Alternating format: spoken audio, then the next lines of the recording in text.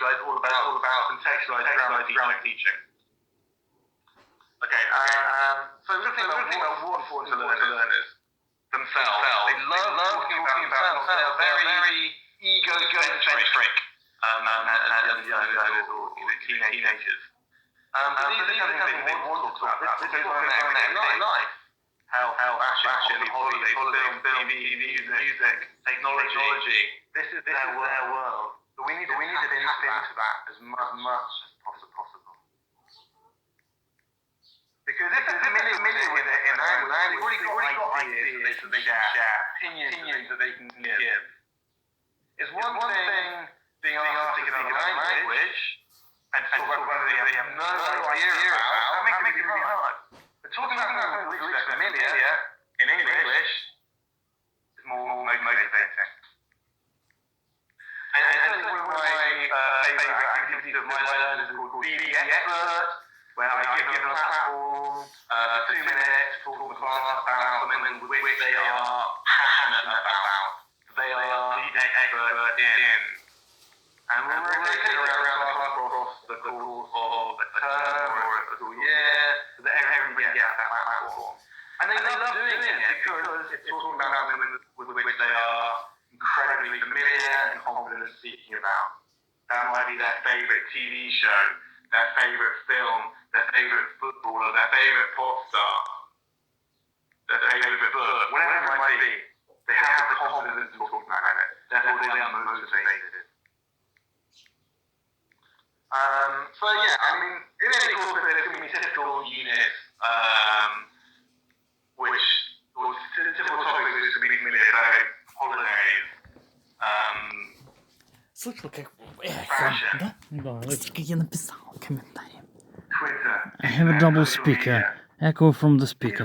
What is that? Where is moderator? Please fix the bug. Interested in learning more about, right? And if you are really into fashion, then this is probably going to be an interesting article to read for you. Therefore, I'm motivated to read it. Same here. They all use Twitter. They all use Facebook. So, give them an article about these things. But maybe from a slightly different angle to raise that curiosity. Okay, so number 2, make sure it's relevant and useful to them. Strategy number 3, I think this kind of links to that a little bit. Enables you to learn more than just English. In other words, they're connecting to the world around them. And I think this is so important because when has a student ever left a classroom telling their friends in the corridor, their families at home, I had the most amazing English lesson today. I learned all about the present continuous, or the passive, or Он мне написал, Don, that's right. It was the best thing ever. Cryptomania Instagram. It doesn't happen, does it? It does not happen. Хочешь сказать? Кто? Because Ну, ты что написала так? necessarily interested В Инстаграме занимаюсь завела вебмани или какой-то другой кошелек. В Инстаграме за зарплату. So what they might do, they might leave the class until they've read that really interesting article that they read. Короче, не зарабатывают, все леки уже зарабатывают. Ну, что в интернете не зарабатывают. На рекламе. And they may be hearing their friends about it in English, fine, but they can never remember that lesson because of the content, because they're learning more than just English. And if they're remembering that, then chances are they're going to remember some of the grammar, some of the vocabulary that they did during that same lesson. And, as I've already said, it does make them wonder about the world around them. So, that's going to come to this one here, right? So there's a survey done a couple of years ago, and about the benefit of learning a foreign language. And this is a question, what do you think 33% of language learners regard as a benefit of learning a foreign language? Any suggestions in the chat box, please? Travel. Better jobs, communication, ability to communicate. Okay, good answers. The actual 33%, the answer was to learn about another culture or other cultures. In second place, with 32%, was they're learning English or a foreign language to travel, which is what a lot of you said, right? So, the two links, to learn about cultures and to travel. And the heart of both of those is, guess what? Curiosity, a desire to know more. Therefore, it makes perfect sense to introduce our learners to the real world. Different people, different cultures, different places. That makes sense. Hopefully it might inspire them towards travel. So, for example, we have this lovely article about food in Thailand and Japan and Southeast Asia. Eating bugs. I mean, I love seeing this happen. Because you think, okay, hands up, and let's do this with you actually. Using Bob, and Bob's the little man like this. Put your hand up if you would like to eat cockroaches. I mean, no one has put their hand up. You surprised me. I'm shocked. Okay, this is fugu. Fugu is a delicacy in Japan, and the only problem is it's extremely poisonous if it's not cooked or prepared in the correct way.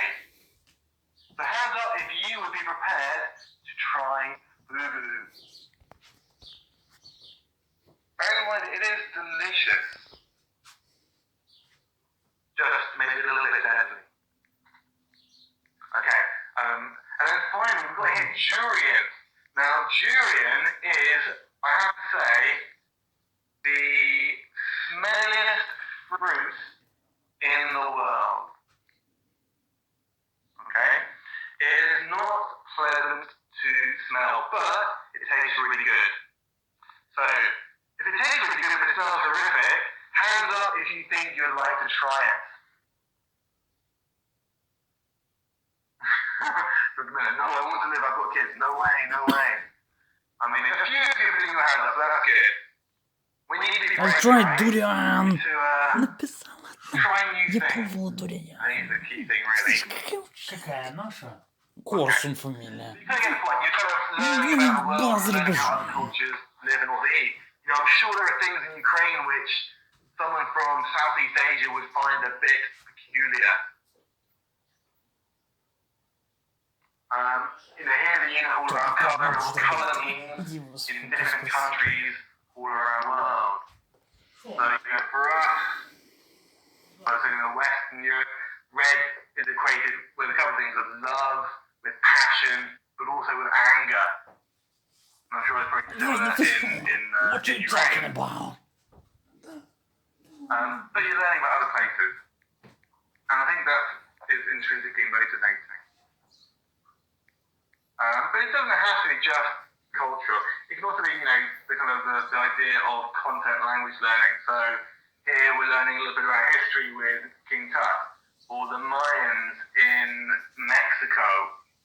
I love teaching this lesson, but I have a real fascination. I like to see a zombie, написал один. I like to see a zombie. Мне нравится смотреть на I think if you're зомби. passionate about something as a teacher, that can also influence your learners to become motivated. It might be about science, technology. It might be about the environment. But they're all linked to the real world. And I think that's the key thing. It's relevant, it's meaningful, and yes, they are learning. And a really great way of doing that is through, not just articles and photography, but through the moving aids as well, through videos. And this is always, the perfect way of introducing or taking the students on a little tour around the world. So they can go to China to study Confucianism. They can go to Brazil to study the capoeira and fighting dance. They can go to Mongolia А ты to написал что? horse Как я написал? and they can go to Malaysia to Ariel. try the Смотри, как ты smelliest написал там. fruit in the world. Durian. And you know, they all learn about that. White orange. Смотри, как я написал. What What you're talking about? Ариэль, это был какой-то написал. Ариэль looks like scientific zombie. Это на кого это? Ну вот это не, там кто-то пишет. Ариэль, что? А что, он похож на зомби? Ну, он там сам написал так. It is pouring in Lviv написано. Сейчас льет. Thunder. А.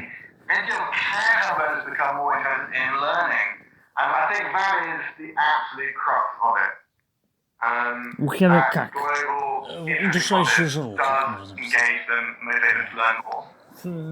Hit. Strategy number 4. Give learners lots of opportunities to communicate and express themselves. Students like to talk, they like to listen to, especially teenagers. You know, as young learners, they've been told all their life what they can and cannot do. They've been told what to learn, what to think. We have a hit, great hit. By parents. As teenagers, hit. they're kind of breaking away from that mold. They want to be heard. They want to express their thoughts and opinions. History of Egypt is fascinating. What is the smelliest fruit? And plenty of opportunities to do so as well. I mean, self-expression, opinion, critical thinking, resolving conflict, these are all skills and needed in the 21st century. And they need to be able to do them in English as well as their own languages, right? And yes, okay, yes, they are afraid of mistakes very often, but that is a key thing that we're going to address shortly. I think strategy number 7 is connected to that. So don't worry, we'll come back to that. And there's a nice French proverb here that kind of sums up that thought, giving them opportunities to communicate. And that is, the way to become a blacksmith is, guess what? To be a blacksmith. In other words, to do it. You've got to try. In English language terms, the more students talk, the better they will become. So if we're giving them opportunities to talk, express themselves, give their opinions, they're going to become more confident. If they become more confident, they can become more motivated. If they're more motivated, they're going to become better language learners. So it's cyclical. And it all comes from the teacher and the way that we want to teach them in our classes, giving them those opportunities, learning by doing. Which can be difficult. There's a barrier to that, right? And that barrier is, unfortunately, I'm sad to say, in many cases, is you, the teacher. The teacher who sees themselves as the centre of the class, as the focal point, is, in my opinion, a bad teacher. Because, as just points out, the biggest enemy to learning is the talking teacher. And I'm sure we all we're on a scale. Some lessons will be really good and not talk too much, and others will be less good. And we all have kind of bad habits to get into. But being more aware of that, when you're doing your lesson planning, you need to make sure that in your plan you are specifically planning opportunities for your learners Teacher to talking communicate time. and speak in English as much as possible. Stressing back, giving them those opportunities. And it might be little things, you know, instead of repeating your instructions 3 times, asking one of the strong students to repeat the instructions. You know, instead of answering your own questions, giving your students more time to answer your questions. Instead of you summarizing a grammar point or an article, get your students to summarize it to each other. For example. They kind of comes down to this, you know, the learning pyramid, which studies the average retention rate of 24 hours of information. And, you know, right at the top, we can see that if you're lecturing your students, they're only going to remember 5% of what you say. Wow. Just wow. Can you imagine if your students only remembered 5% of what you learned? It's not their fault. It's because you've been lecturing them. You need to change the way you teach. Иностранец писал. Reading 10%, 20% audio-visual, demonstration 30%. Написал что-то, да? Карло Магоналик. Дуриан and Coke. Дуриан и Кока. Good combination. Что за... Зачем такое писать? Опять какаха. So discussion goes up to 50%. How do and 75. Teaching others how makes sense. Put your hands up if you would be happy to remember what you taught them. Or what they learned in your class rather.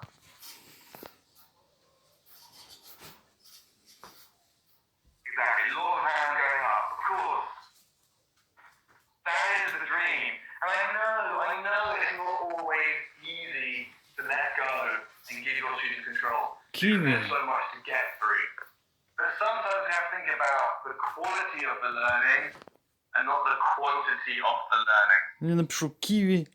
And how it's going to be best for students to remember that information.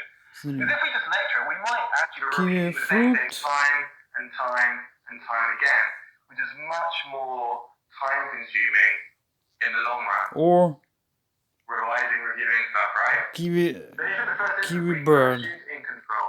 Taking a more guided discovery approach to learning, get them talking as much as possible, sharing their opinions and ideas. Is that not more effective? So, setting within closer, that's something that we very much look at. We give students those opportunities to share their thoughts and their opinions, whether it's about grammar, or whether it's about videos, or reading, or listening. They get those opportunities. Specifically,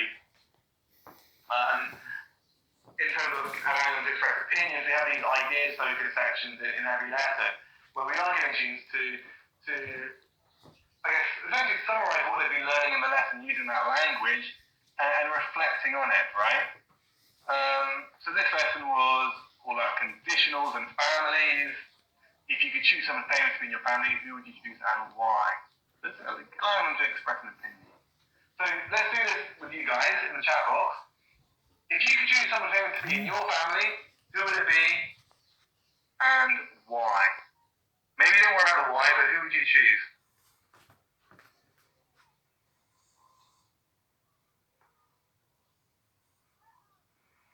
Dilly, just in answer to your question, yes, you will get sent a certificate. So, if you could choose someone to be in your family, someone famous, who would it be?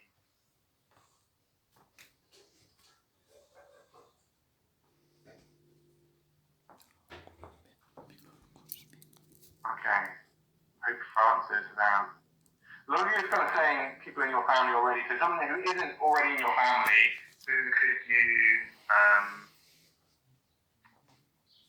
would you like to be in your family?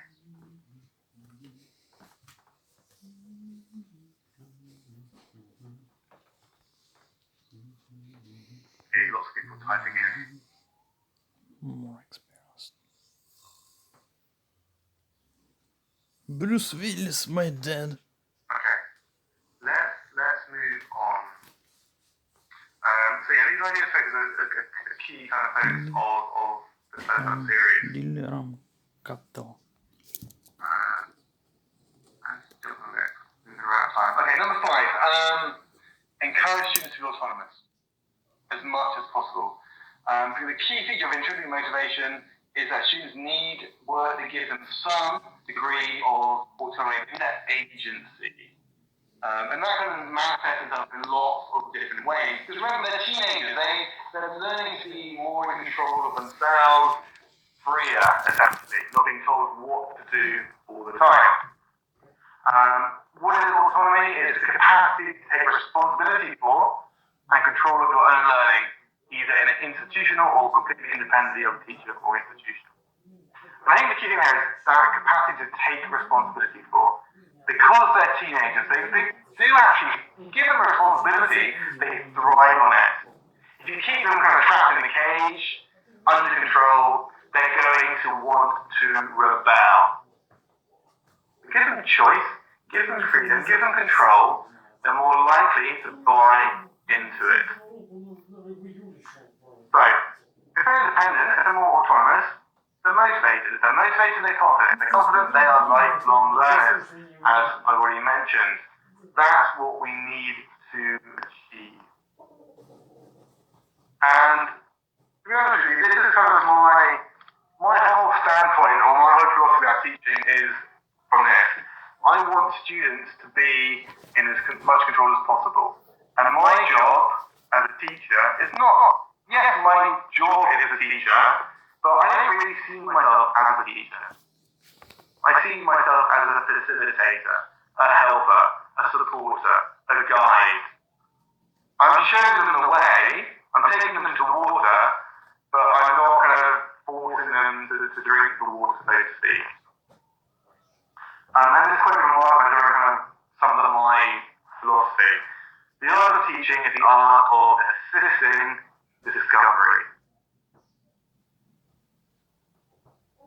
Assisting to discovery. Let them find that out for themselves. Because that's far more powerful. It's going to be more memorable for them. So, within the program, all of the grammar is done in a very much inductive way. Guided discovery, where we're presenting the grammar within context like sentences, and then asking students to discover for themselves, or work out for themselves, so they're thinking critically what the rules might be. You there as a teacher, of course, there to support that learning and to clarify, but in the first instance, they are making their own choices and decisions about it. And the same goes for vocabulary. Inferring from context is a really important skill. If they spend time trying to work it out, they're going to remember it more than just me telling them the answer. So just to put that into practice, I'm going to teach you a new word. And it's this. Flahulic. Dreadlock boy, charming, как-то. Flahulic. Flahulic. And this is a real word, by the way. Of course you've never heard it. I think it's a very strange word. I could just sit here and tell you what it means, right?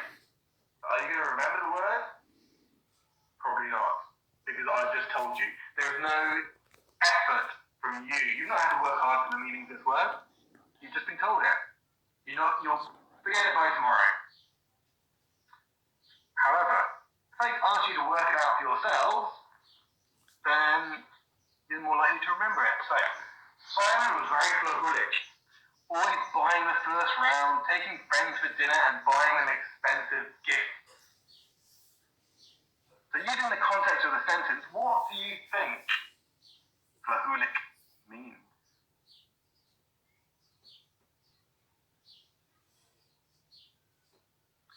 How many is generous? Yeah. Yes and no. It's not just generous. It's incredibly generous. Almost to a fault. They are very free with money. They are exuberant spenders. But yeah, it's actually an Irish word. Flahulic. So yeah, extremely generous, exuberant spender. So yeah, it's a fun word, right? Flahulic.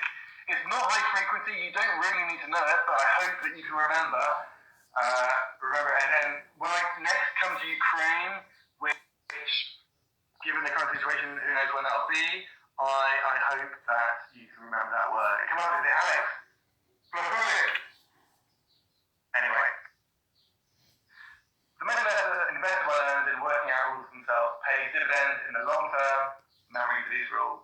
It can also help them develop their autonomous learning capacity. So, vocabulary, grammar, put the control into the learners as much as possible. And that's it quickly. Okay, number 6. We're running out of time. Make learning active, enjoyable, and fun as possible. We know this. This is whether it's young learners, teenagers, adults, we have to make the classroom fun. So I'm going to skip through this very quickly. It's not a new idea, it's been around since Plato. Do not train your children to learning by force and harshness, but direct them to what amuses their minds. So what was true nearly 4,500 years ago, 3,000 years ago, is still true now. You know, I don't think in any classroom in a game has failed to work. They can use it at the start of the class, the middle of the class, the end of the class, to motivate your learners, lead them on a high, start them on a high, get them on a high. I'm going to do this because we have time, but essentially, games, they bring learning to life. They provide meaningful reasons using it. They help memorizing. They aid class management. They are fun, they are motivating.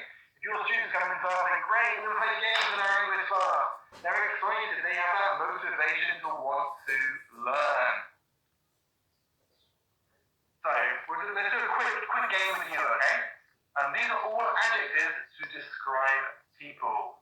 I'm afraid there are no prizes, so let's see if you can guess what they are. So, what is this adjective used to describe someone? Type in the chat box. First person gets a clap and a call out. Amanda Underhill, relaxed, very good. Number 2. This is Zuna. What is this one?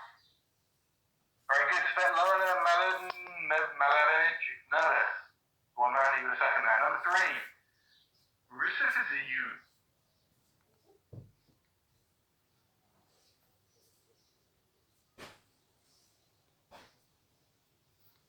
This one might be more to do with how they look. Just describing how they look. Any guesses? Any guesses? Before I reveal the answer. Very good, Irina. Scruffy. Great job. Number 4. Eleverai. Eleverai.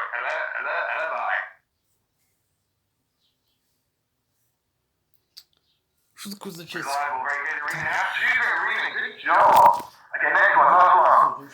Oi, it's a good one. This is quite a tricky one. You didn't get it. Very good. Irina, great job. Great job. Keep going. Amazing. You've done really, really well there. I think you got like 2 or 3 of them, right? Okay. So straight away, games engage your learners. Little simple thing about that. But of course, with modern technology, we can use Mentimeter, we can use Kahoot, we can use Quizlet. All great tools for engaging your learners in the classroom. Okay, last tip for helping to create a motivated classroom. And it comes back to what I think Marina said much earlier. Create a positive, fun, relaxed, and supportive learning environment. Because if your students come into a classroom that is positive and supportive and relaxing, they're far more likely to want to learn. Right? If you go into a classroom that's got no windows, that's dark, that's very kind of it's not very friendly looking, you're not going to want to learn, you're going to close up. But if you go into a classroom that's light, got lots of pictures on the wall, lots of encouraging phrases, like quotes or whatever, you know, I love getting classes that got quotes on them, like positive reinforcement. It's going to create an atmosphere where students feel motivated to learn. And as Griffin says, if there's a trusting, positive, supportive environment, then there is a much better chance of useful interaction happening.